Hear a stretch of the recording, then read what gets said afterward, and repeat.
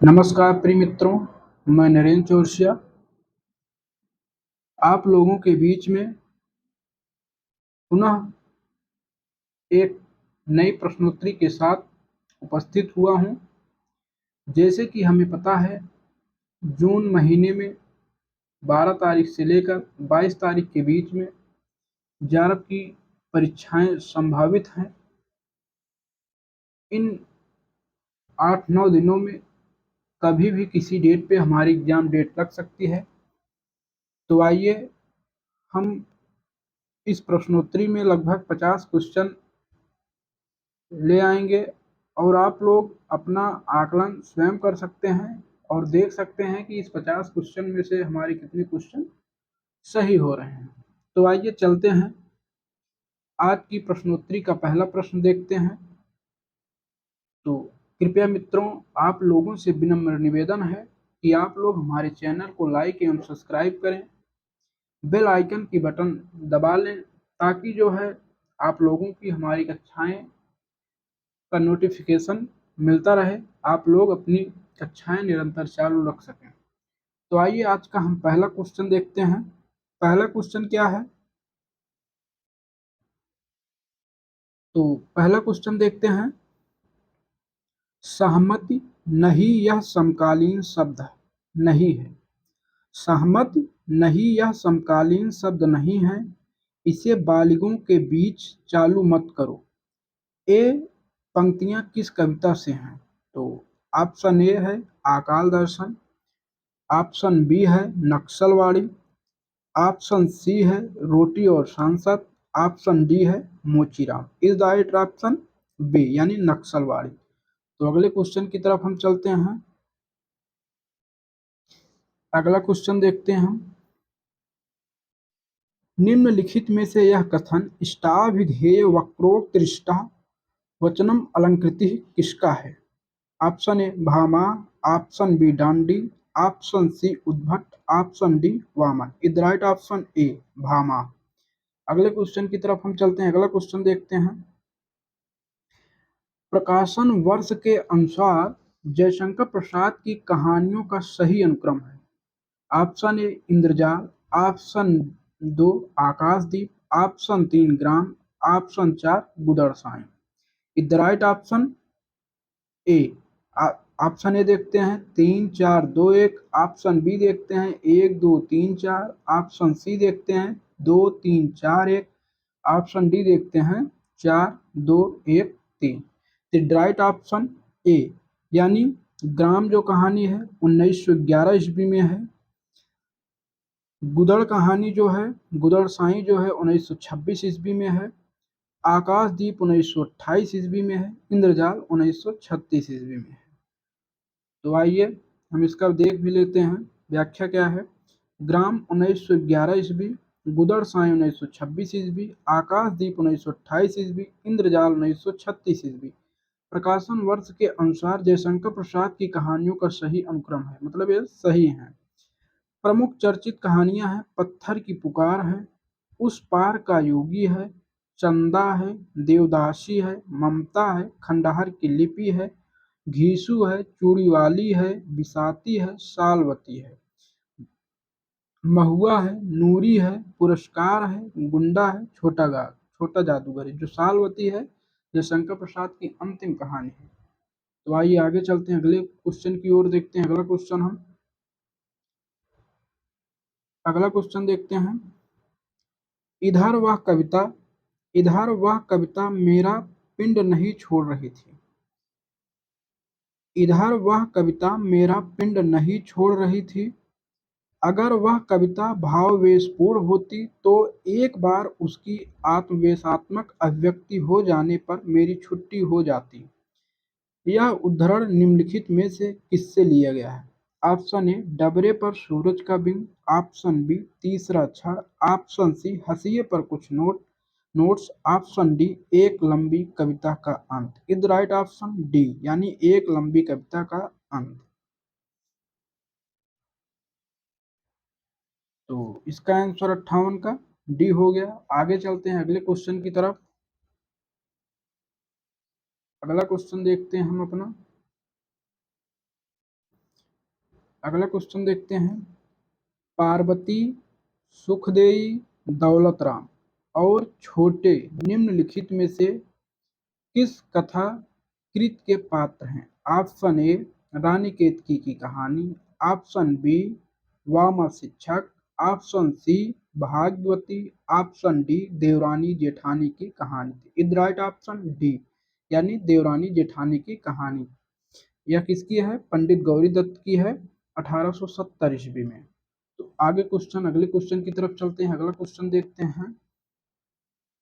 अगला क्वेश्चन क्या है? मैं नीर भरी दुख की बदली, मैं नीर भरी दुख की बदली का प्रतिपाद्य है। ऑप्शन एक, इसमें रहस्यवादी ढंग से जीवन की नश्वरता की बात की गई है। ऑप्शन दो, इसमें स्त्री के सामाजिक प्रदेय और श्रेय को रेखांकित किया गया है। ऑप्शन तीन, स्त्री का जीवन दुख में ही बीतता रहा है। ऑप्शन चार, स्त्री अपने आंसुओं को व्यर्थ नहीं जाने देती है, वह उसी से नया सृजन करती रही है। तो नीचे दिए गए विकल्पों में से सही उत्तर का चयन करना है। ऑप्शन ए एक और तीन, ऑप्शन बी दो और चार, ऑप्शन सी एक और दो, ऑप्शन डी तीन और चार। इज राइट ऑप्शन डी, तीन और चार।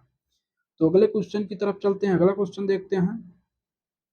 मुर्दहिया में ननकू पांडे किस कला में कुशल थे? मतलब मुर्दहिया, ओम मुर्दहिया जो है तुलसीराम की दलित आत्मकथा है। तो इसका एक भाग जो है 2010 में, दूसरा भाग मणकणिका के नाम से 2013 में प्रकाशित हुआ। तो मुर्दहिया में ननकू पांडे किस कला में कुशल थे? बीड़ा वादन, ढोलक वादन, सारंगी वादन, तबला वादन। तो राइट ऑप्शन बी, ढोलक वादन। तो आइए अगले क्वेश्चन की तरफ चलते हैं। अगला क्वेश्चन देखते हैं हम अपना। अगला क्वेश्चन देखते हैं। ईश्वर अंश जीव अविनाशी, चेतन अमल सहज सुख राशि, इन पंक्तियों में कौन सा दर्शन है? ऑप्शन ए अद्वैतवाद, ऑप्शन बी भेदाभेदवाद, ऑप्शन सी द्वैतवाद, ऑप्शन डी विशिष्टाद्वैतवाद। तुम्हारा आंसर कौन सा होगा? D, is right option D, यानी विशिष्टाद्वैतवाद। तो अगले क्वेश्चन की तरफ चलते हैं। हम पहला अगला क्वेश्चन देखते हैं।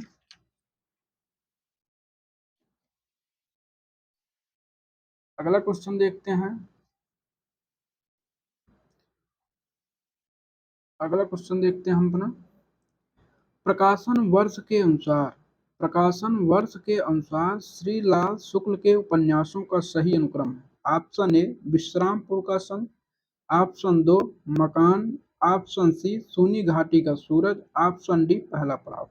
तो विकल्प देखते हैं। Option A 4-1-2-3, option B 2-3-1-4, option C 3-2-4-1, option D 1-2-3-4। Is right option C, यानी पहले सूनी घाटी का सूरज 1957 ईस्वी में है। सोनी, ऑप्शन हमारा सी सही, इज राइट ऑप्शन सी। सोनी घाटी का सूरज 1957, मकान 1976, पहला पड़ाव 1987, विश्रामपुर का संत 1998। अगले क्वेश्चन की तरफ चलते हैं हम। अगला क्वेश्चन देखते हैं। प्रकाशन वर्ष के अनुसार निम्नलिखित नाटकों का सही अनुक्रम है। ऑप्शन ए हनूस, ऑप्शन दो लहरों के राजहंस, ऑप्शन तीन आषाढ़ का एक दिन, ऑप्शन चार आधे अधूरे। तो विकल्प देखते हैं। Option A 1-2-3-4, option B 2-3-4-1, option C 3-2-4-1, option D 4-1-2-3। Is right option C, यानी आषाढ़ का एक दिन 1958 ईस्वी में। फिर इसके बाद दूसरा है लहरों के राजहंस 1963 ईस्वी में। फिर इसके बाद चौथा है आधे अधूरे 1969 ईस्वी में। हनूस है 1977 ईस्वी में। तो राइट ऑप्शन हमारा सी। अगले क्वेश्चन की तरफ चलते हैं। सूची एक के साथ सूची दो का मिलान करना है, यानी इसका मिलान करना है। सूची एक में क्या है? ऑप्शन ए राष्ट्रपति का आदेश, ऑप्शन बी संसद की राजभाषा समिति के सुझाव, ऑप्शन सी राजभाषा अधिनियम, ऑप्शन डी संकल्प। तो सूची दो में देखते हैं। 1968 2 1955, 3 1959, 4 1963। विकल्प देखते हैं। Option A 1 2 3 4, option B 3 4 1 2, option C 4 1 2 3, option D 2 3 4 1। Is right option D, यानी 2 का ए, 3 का बी, 4 का सी, ए का डी, यानी ए का 2, बी का 3, सी का 4, डी का 1। Is right option D. तो आइए हम इसका देख लेते हैं थोड़ी व्याख्या। व्याख्या क्या है? राष्ट्रपति का आदेश 1955 ईस्वी में, संसद की राजभाषा समिति के सुझाव 1959 में, राजभाषा अधिनियम 1963 में, संकल्प 1968 में। अगले क्वेश्चन की तरफ चलते हैं। हम लोगों ने अगला क्वेश्चन देखते हैं। अगला क्वेश्चन क्या है हमारा?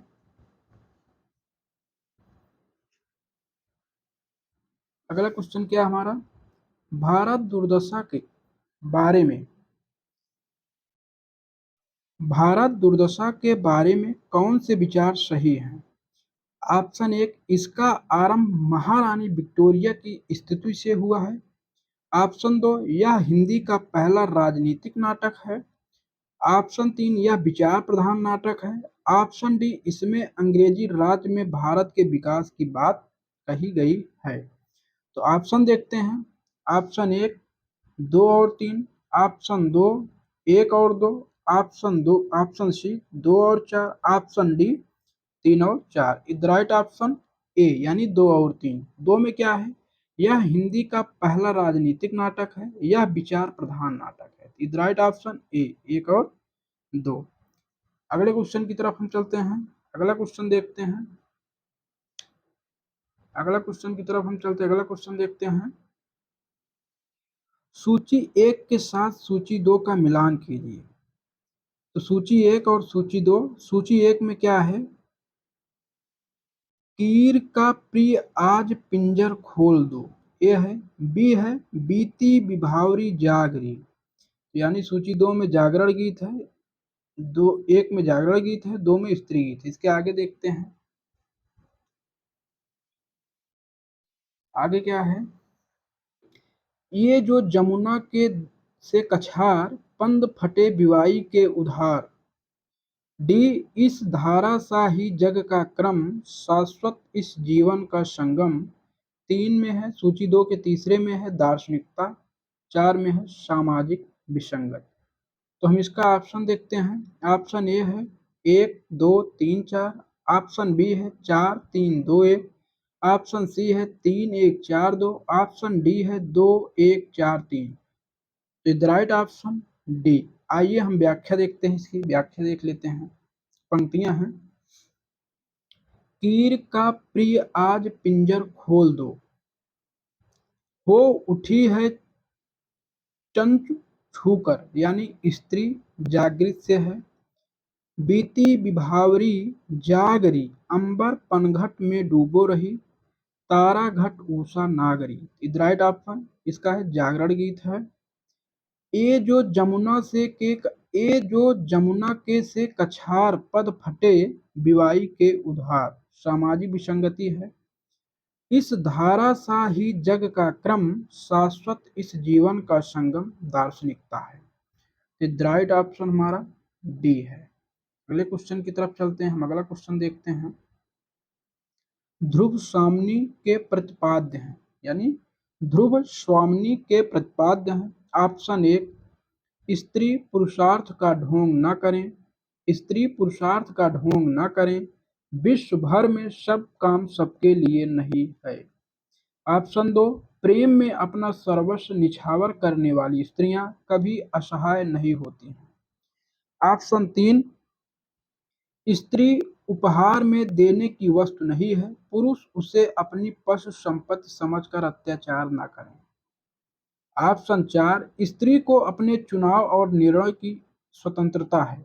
ऑप्शन चार है, स्त्री को अपने चुनाव और निर्णय की स्वतंत्रता है। ऑप्शन देख लेते हैं। ऑप्शन ए 1 और 3, ऑप्शन बी 2 और 4, ऑप्शन सी 3 और 4, ऑप्शन डी 2 और 3। इज राइट ऑप्शन सी, यानी 3 और 4। तीसरे और चौथे ऑप्शन में देखते हैं क्या है। ध्रुव स्वामी के विषय में कहा गया है। स्त्री उपहार में देने की वस्तु नहीं है, पुरुष उसे अपनी पशु संपत्ति समझकर अत्याचार न करे। इज राइट ऑप्शन ए के सही है। चौथा भी सही है, स्त्री को अपने चुनाव और निर्णय की स्वतंत्रता है। सही बात है। राइट ऑप्शन सी 3 और 4। हम अपने अगले क्वेश्चन की तरफ चलते हैं। हमारा अगला क्वेश्चन देखते हैं।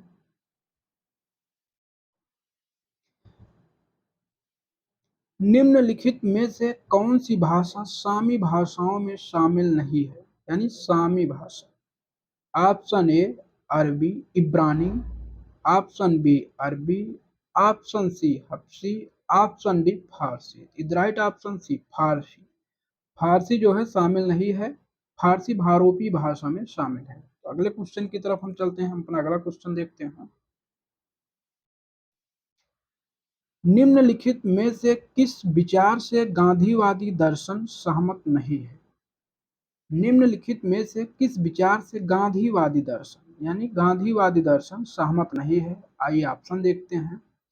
ऑप्शन ए सत्य और अहिंसा, ऑप्शन बी मनुष्य की सार्थकता जानने में नहीं करने में है, ऑप्शन सी सादा जीवन और श्रम पर जोर, ऑप्शन डी साध्य की शुद्धता लेकिन साधना की अशुद्धता। तो यानी गांधीवादी दर्शन में नहीं है, पूछा है नहीं है। तो राइट ऑप्शन डी। ये तीनों हैं, ये चौथा नहीं है, तो यही हमारा सही हो गया। आइए हम अपने अगले क्वेश्चन की तरफ चलते हैं। उम्मीद है आप लोग अपना आकलन अच्छे से कर रहे हैं। तो आइए हम अगला क्वेश्चन देखते हैं। क्या भूलूं क्या याद करूं के प्रारंभ में उत्तर प्रदेश के बस्ती जिले के किस गांव का उल्लेख हुआ है।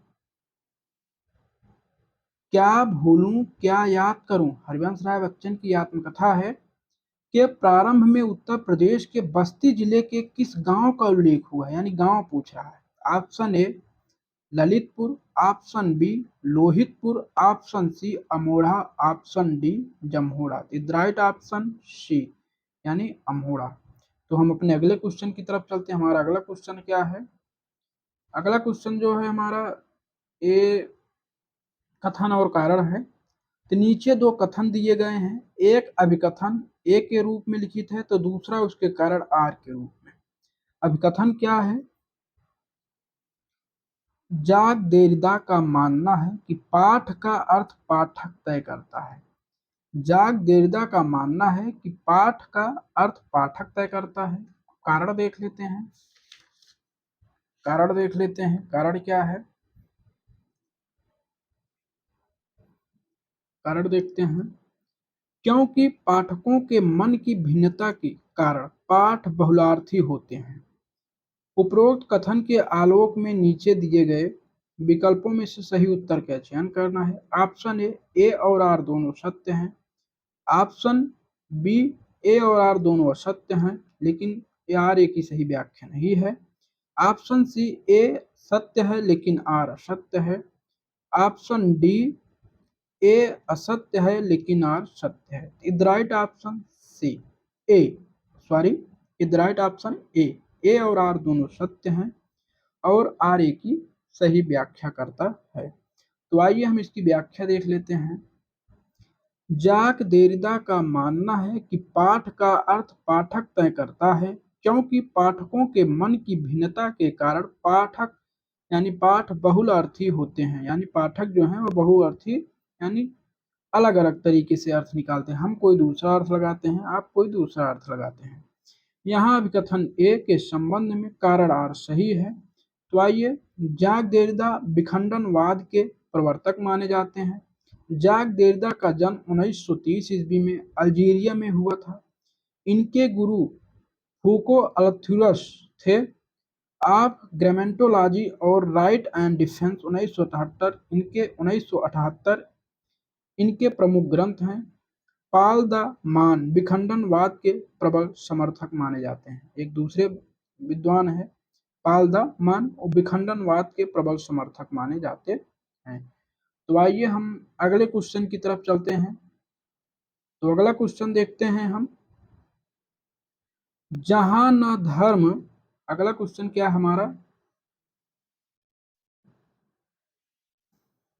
अगला क्वेश्चन हमारा है जहाँ न धर्म न बुद्धि नहीं नीत न सुजन समाज, ऐसे ही आपहु नसई जैसे चौपट राज। अंधेर नगरी के किस चरित्र से इस काव्यात्मक संवाद को कहलवाया गया है? ऑप्शन ए गुरु, ऑप्शन बी गोवर्धन दास, ऑप्शन डी फरियादी, ऑप्शन डी महंत। तो इसमें गुरु और महंत दोनों है, क्योंकि गुरु महंत एक ही हैं। तो राइट ऑप्शन डी चाहे ए। तो आइए हम अगले क्वेश्चन की तरफ चलते हैं। हमारा अगला क्वेश्चन क्या है, हम अगला क्वेश्चन देखते हैं। निम्नलिखित वाक्य किस कहानी से लिया गया है? खून का वह आखिरी कतरा जो वतन की हिफाजत में गिरे दुनिया की सबसे अनमोल चीज है। ऑप्शन ए आहुति कहानी है, ऑप्शन बी दुनिया का सबसे अनमोल रतन है, ऑप्शन सी सुभागी है, ऑप्शन डी मंत्र है। राइट ऑप्शन हमारा बी दुनिया का सबसे अनमोल रतन। आप कहानी पढ़िएगा, बहुत ही अच्छी कहानी है। तो आइए हम अगले क्वेश्चन की ओर चलते हैं। हम अपना अगला क्वेश्चन देखते हैं। हमारा अगला क्वेश्चन क्या है?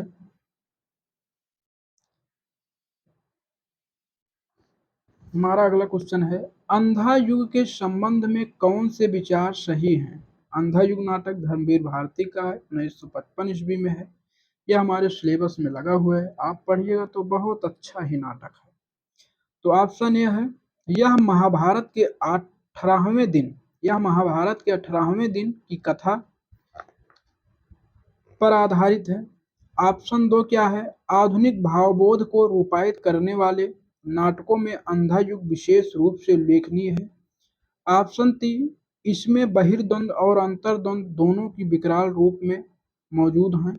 ऑप्शन चार, अंधा युग आधुनिक त्रासदी को व्यक्त नहीं करता है। विकल्प देखते हैं। ऑप्शन ए दो और चार, ऑप्शन बी दो और तीन, ऑप्शन सी एक और चार, ऑप्शन डी एक और दो। राइट ऑप्शन बी यानी दो और तीन, दूसरा और तीसरा हमारा सही है। तो हम अगले क्वेश्चन की तरफ चलते हैं। हम अपना अगला क्वेश्चन देखते हैं। अगला क्वेश्चन क्या है हमारा, आइए हम जान लेते हैं।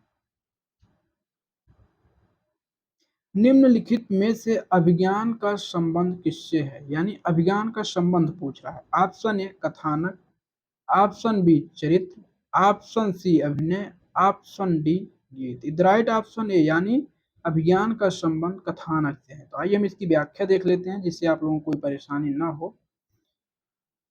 अभिज्ञान का संबंध कथानक से है। अभिज्ञान शब्द अरस्तु की मान्यता से आया हुआ है। यह शब्द यूनानी भाषा के अनगोनोरिसिस का हिंदी अनुवाद है। अभिज्ञान का शाब्दिक अर्थ होता है ज्ञान की प्रणीत। अभिज्ञान दुखांत के अंतर्गत कथानक में पात्रों के मन में प्रेम अथवा घृणा का भाव जागृत करता है। तो अभिज्ञान का अर्थ क्या हुआ? कथानक। इज राइट ऑप्शन ए। तो हम अपने अगले क्वेश्चन की तरफ चलते हैं। कमलेश्वर ने नई कहानी के बारे में क्या कहा है? यानी कमलेश्वर ने नई कहानी के बारे में क्या कहा है? तो आइए हम ऑप्शन देखते हैं। नई कहानी आग्रहों की कहानी नहीं है। दो, उसमें विभिन्न स्तरों पर आज के यथार्थ को ही पकड़ने की चेष्टा है। ऑप्शन तीन, उसका केंद्रीय पात्र है जीवन को वहन करने वाला व्यक्ति। यहाँ वहन नहीं होगा, यहाँ वहन होगा। तो उसका केंद्रीय पात्र है जीवन को वहन करने वाला व्यक्ति। ऑप्शन चार है, व्यक्ति के मन के राग विराग की अभिव्यक्त होती है।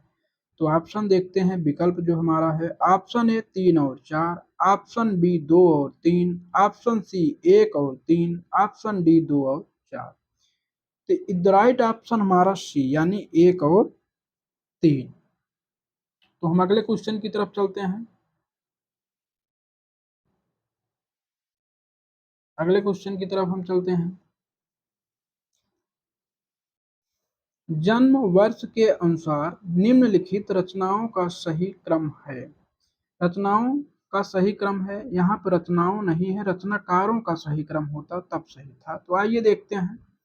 ऑप्शन ए रामदरस मिश्र, ऑप्शन दो विवेकी राय, ऑप्शन सी बाल मुकुंद गुप्त, ऑप्शन डी अध्यापक पूर्व से। तो आइए हम ऑप्शन देख लेते हैं। ऑप्शन ए 2 3 4 1, 3 4 2 1, सी में 1 3 4 2, डी में 4 2 3 1। Is the right option B, यानी 3 4 1 2। तो आइए हम देखते हैं इनका जीवन। बाल मुकुंद गुप्त 1865 ईस्वी में है। अध्यापक पूर्ण सिंह 1881 ईस्वी में है।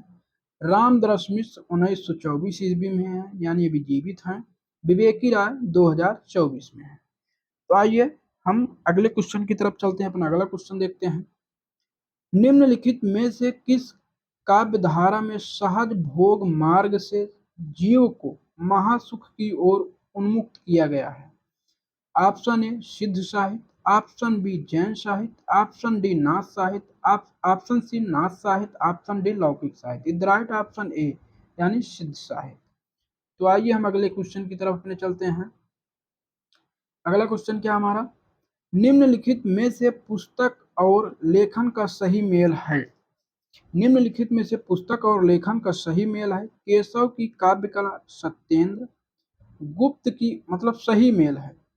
निम्नलिखित में से पुस्तक और लेखक का सही मेल है, तो आप पुस्तक और लेखक का सही मिलान करना है। ऑप्शन ए है केशव की काव्य कला सत्येंद्र, 2 गुप्त की कला कृष्ण शंकर शुक्ल, और तीसरा क्या है, तीसरा है पद्माकर की काव्य साधना अखौरी गंगा प्रसाद सिंह,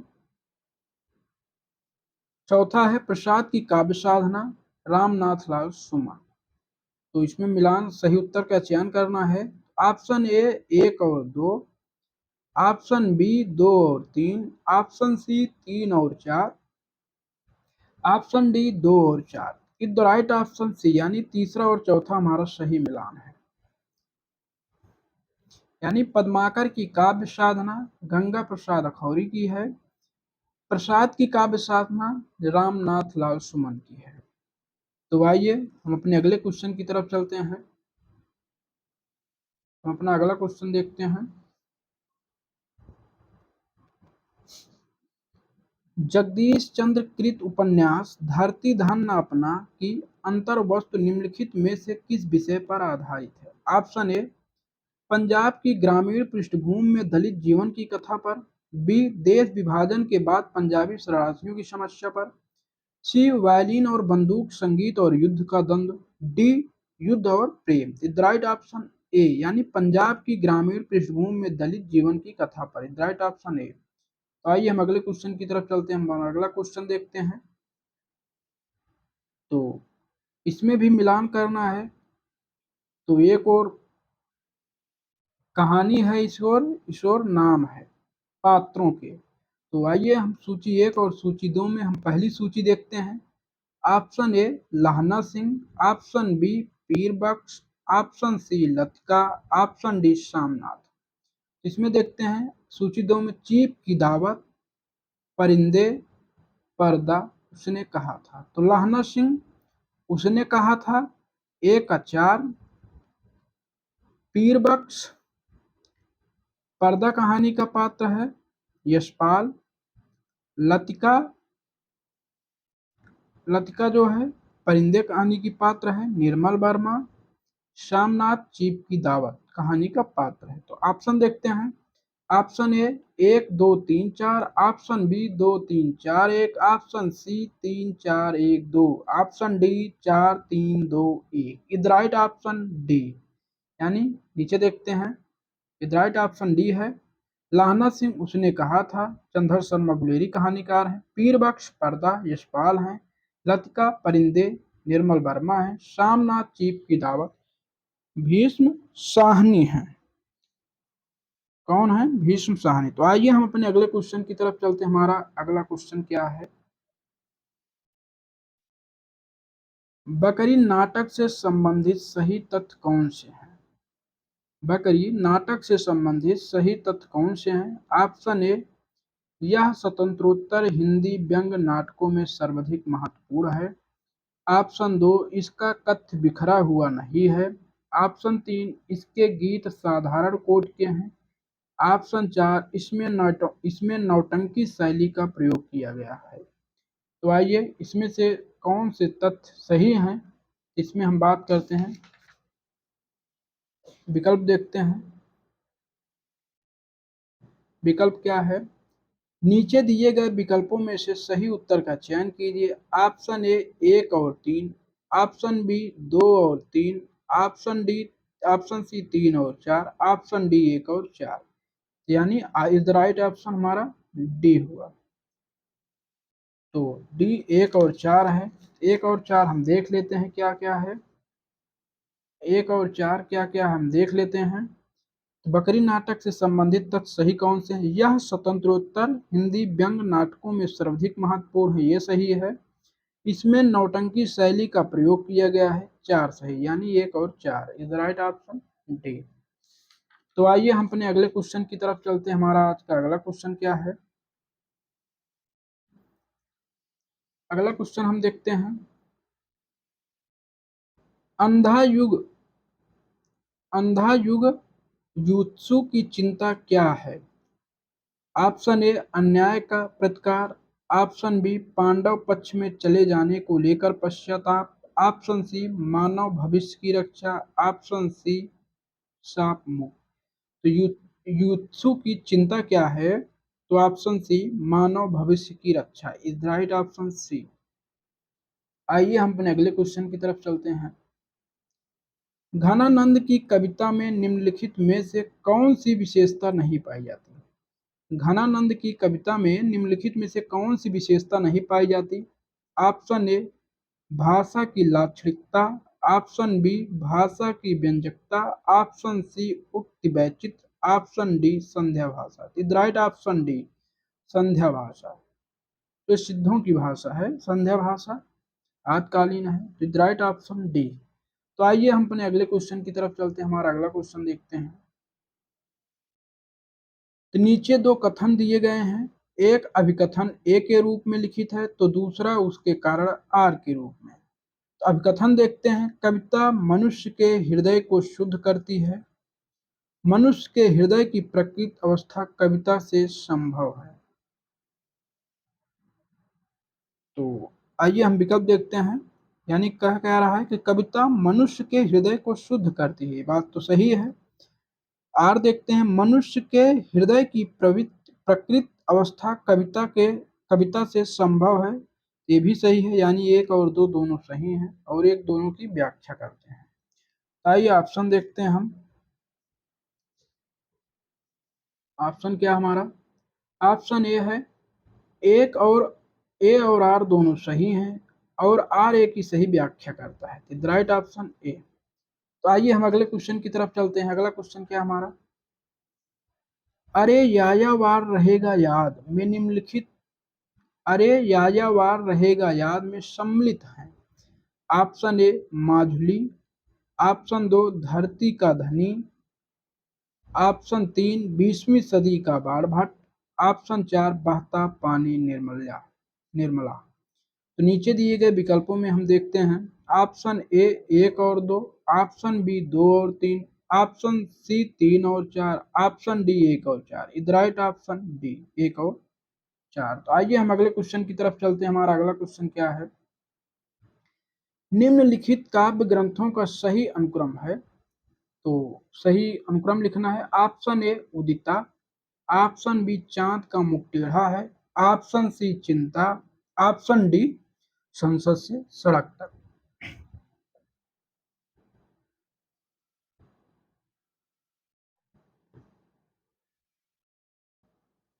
तो आइए हम विकल्प देखते हैं। Option A 4 2 1 3, option B 1 2 3 4, option C 2 3 1 4, option D 3 2 4 1।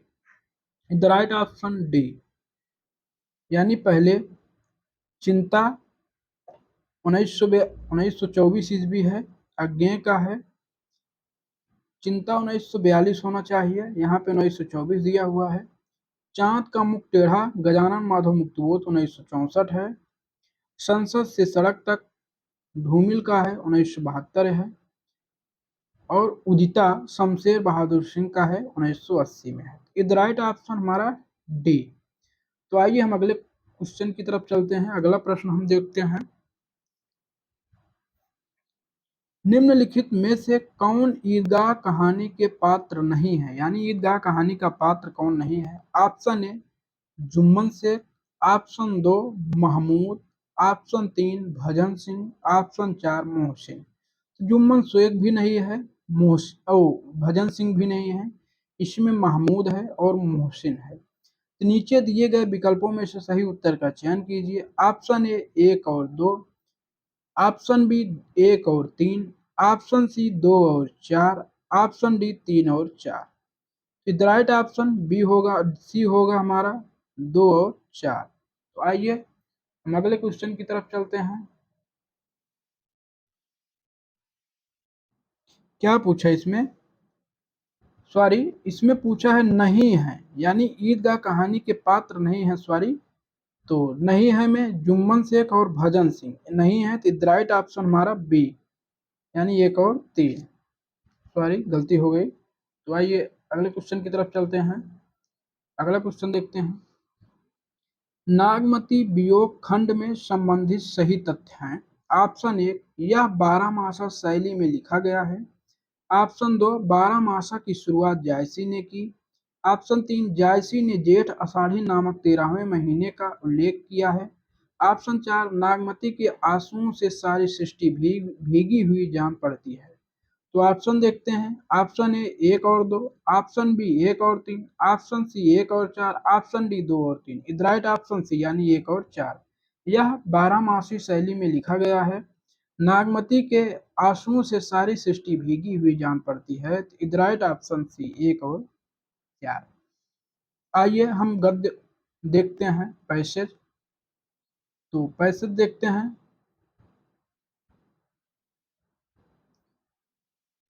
यदि किसी देश का बाह्य रूप सम्मान योग्य तथा सुंदर नहीं बन सका है, तो समझना चाहिए कि उस राष्ट्र की आत्मा में एक उच्च जगत का निर्माण किया जाना शुरू नहीं हुआ है, अर्थात वहाँ सच्चे साहित्य के निर्माण का श्री गणेश नहीं हुआ है। साहित्य ही मनुष्य को भीतर से सुसंस्कृत और उन्नत बनाता है, और तभी उसका बाह्य रूप भी साफ और स्वस्थ दिखाई देता है। और साथ ही बाह्य रूप के साफ और स्वस्थ होने से आंतरिक स्वास्थ्य का भी आरंभ होता है। दोनों ही बातें अन्योन्याश्रित हैं। जबकि हमारे देश में नाना भांत के कुसंस्कार और गंदगी वर्तमान है, जबकि हमारे समाज का आधा अंग पर्दे में ढका हुआ है, हमारे 90% जनता अज्ञान के मलबे के नीचे दबी हुई है, तब हमें मानना चाहिए कि अभी दिल्ली बहुत दूर है। हम साहित्य के नाम पर जो कुछ कर रहे हैं, हम साहित्य के नाम पर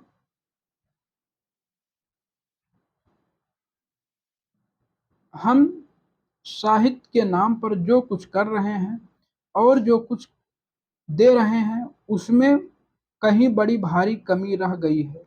हमारा भीतर और बाहर अब भी साफ स्वस्थ नहीं है। साहित्य की साधना तब तक बंद ही रहेगी जब तक हम पाठकों में ऐसी अदम्य आकांक्षा जागृत न कर दें, जो सारे मानव समाज को भीतर से और बाहर से सुंदर तथा सम्मान योग्य देखने के लिए सदा व्याकुल रखे। अगर यह आकांक्षा जागृत हो सकी, तो हममें से प्रत्येक अपनी अपनी शक्ति के अनुसार उन सामग्रियों को जरूर संग्रह कर लेगा जो उक्त इच्छा की पूर्ति की सहायक हैं। अगर यह आकांक्षा जागृत नहीं हुई, तो कितनी भी विद्या क्यों न पढ़ी हो, वह एक जंजाल मात्र सिद्ध होगी और दुनियादारी और चालाकी का ढकोसला ही बनी रहेगी। जो साहित्यिक निष्ठा के साथ इच्छा को लेकर रास्ते पर निकल पड़ेगा, वह स्वयं अपना रास्ता खोज निकालेगा। साधना की अल्पता से कोई महती इच्छा आज तक नहीं रुकी है। भूख होनी चाहिए। तो आइए हम विकल्प देखते हैं। पैसेज पढ़ लिए हैं, विकल्प क्या है हमारा, आप लोग वीडियो रोक कर पैसेज 2 बार, 3 बार, 4 बार पढ़ सकते हैं।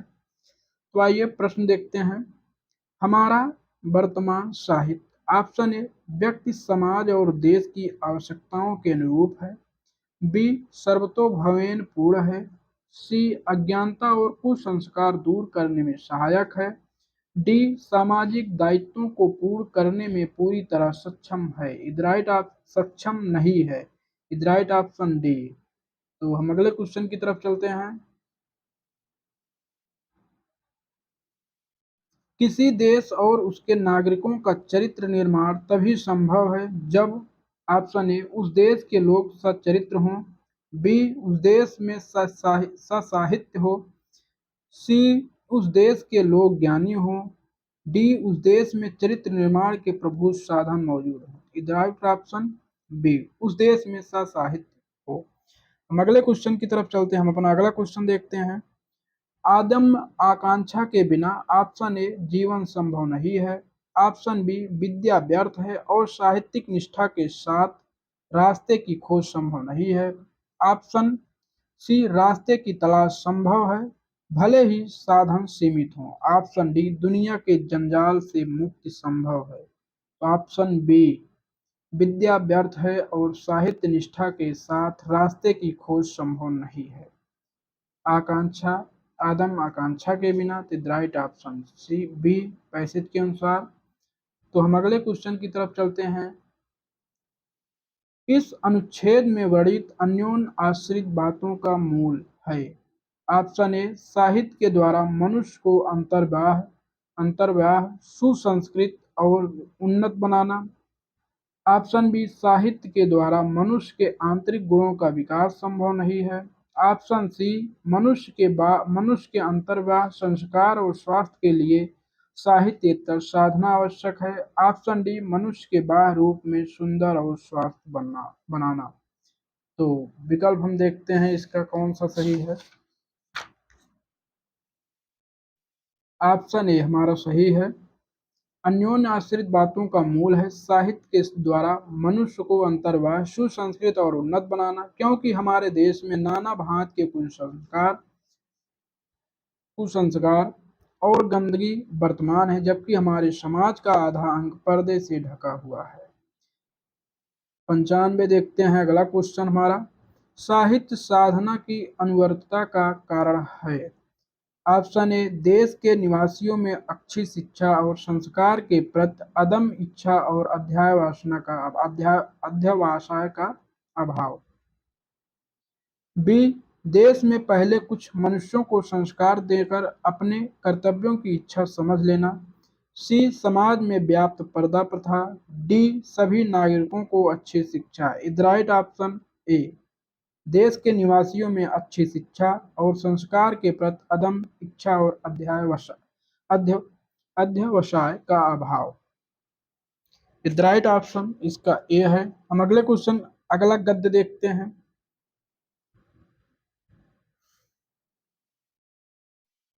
ज्ञानेंद्रियों द्वारा प्राप्त सामग्री से भावना या कल्पना उनकी योजना करती है, अतः यह कहा जा सकता है कि ज्ञान ही भावों के संचार के लिए मार्ग खोलता है। ज्ञान प्रसार के भीतर ही भाव प्रसार होता है। आरंभ में मनुष्य की चेतना सत्ता अधिकतर इंद्रियजन्य ज्ञान की समष्टि के रूप में ही रहती है। फिर ज्यों-ज्यों अंतःकरण का विकास होता गया और सभ्यता बढ़ती गई, त्यों-त्यों मनुष्य का ज्ञान बुद्धि व्यवसात्मक होता गया। अब मनुष्य का ज्ञान क्षेत्र बुद्धि व्यवसात्मक या विचारात्मक होकर बहुत ही विस्तृत हो गया है, अतः उसके विस्तार के साथ हमें अपने हृदय का विस्तार भी बढ़ाना पड़ेगा। विचारों की क्रिया से वैज्ञानिक विवेचन और अनुसंधान द्वारा उद्घटित परिस्थितियों और तथ्यों के मर्मस्पर्शी पक्ष का मूर्त और सजीव चित्रण भी, उसका इस रूप में प्रत्यक्षीकरण भी कि वह हमारे किसी भाव का आलंबन हो सके, कवियों का काम और उच्च काव्य का एक लक्षण होगा। तो आइए हम प्रश्न देखते हैं। पैसेज पढ़ लिए हैं। प्रश्न है प्रस्तुत अवतरण के संदर्भ में निम्नलिखित में से कौन सा कथन सही है। ऑप्शन ए वैज्ञानिक विवेचन से उद्घटित परिस्थितियों और तथ्यों के मर्मस्पर्शी पक्ष का मूर्त और सजीव चित्रण उच्च काव्य का प्रधान लक्षण होगा। बी विचारों की क्रिया से परिस्थितियों के मर्मस्पर्शी मूर्त और सजीव पक्ष पर विशेष जोर देना। सी, अनुसंधान नए विचार और वैज्ञानिक विवेचन से उद्घटित मानवीय परिस्थितियों के मूर्त और सजीव चित्र के को कवि को अपने काव्य के लक्षण के रूप में शामिल करना होगा। डी, आधुनिक अनुसंधान द्वारा उद्घटित परिस्थितियों और तथ्यों के मर्मस्पर्शी पक्ष को कविता में अधिक स्थान देना होगा। The right option C. तो अगले क्वेश्चन की तरफ हम चलते हैं।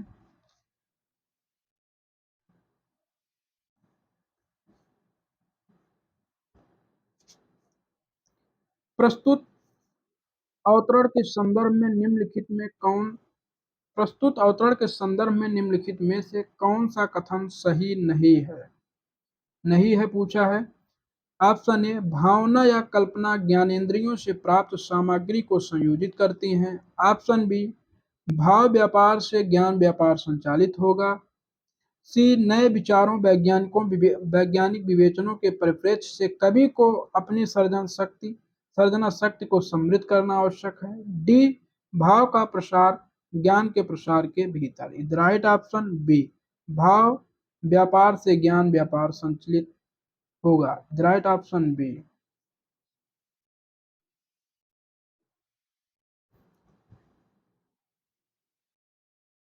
अगला क्वेश्चन है, प्रस्तुत अवतरण के संदर्भ में निम्नलिखित में से कौन सा कथन सही है। ऑप्शन ए, आधुनिक युग में विचारों के विस्तार के साथ हृदय के विस्तार की कोई आवश्यकता नहीं है। ऑप्शन बी, हमारे जमाने में अपने विचारों के विस्तार के साथ हृदय का विस्तार करना आवश्यक है। ऑप्शन सी, विचारों और भावों के विस्तार की आवश्यकता जीवन में है, काव्य में नहीं। ऑप्शन डी, विचारों और भावों के विस्तार का प्रभाव काव्य पर असंभव है। Is right option B. अगले क्वेश्चन की तरफ हम चलते हैं। हमारा अगला क्वेश्चन देखते हैं। प्रस्तुत अवतरण के आधार पर निम्नलिखित में से कौन सा कथन सही नहीं है पूछा है। ऑप्शन ए, ज्ञान प्रसार और भाव प्रसार परस्पर संबंधित हैं। ऑप्शन बी, ज्ञान प्रसार के दायरे से भाव प्रसार परे है। ऑप्शन सी, ज्ञान प्रसार के भीतर भाव प्रसार होता है। ऑप्शन डी, ज्ञान की स्थिति भाव की स्थिति की पूर्ववर्ती है। इज राइट ऑप्शन बी, ज्ञान प्रसार के दायरे से भाव प्रसार परे है। तो आज का हम अंतिम क्वेश्चन देखते हैं। प्रस्तुत अवतरण के संदर्भ में निम्नलिखित में से कौन सा कथन सही है। सभ्यता के ऑप्शन ए, सभ्यता के बढ़ने के साथ मनुष्य के भाव अधिक व्यापार हो गए सॉरी सभ्यता के बढ़ने के साथ मनुष्य के भाव अधिक व्यापक हो गए व्यापार नहीं सॉरी गलती हो गई व्यापक हो गए। बी, सभ्यता के बढ़ने के साथ मनुष्य की बुद्धि और भाव दोनों का क्षय हो गया है। सी, सभ्यता के विकास के साथ हमें सिर्फ बुद्धि की जरूरत रह गई है। डी, सभ्यता के विकास के साथ मनुष्य के विचार अधिक व्यापक हो गए हैं। Is right option D. प्रिय मित्रों, हमारे चैनल को सब्सक्राइब एवं लाइक करें और हम अगली वीडियो यानी प्रश्नोत्तरी लाएंगे। तो आज के लिए बस इतना ही। जय हिंद।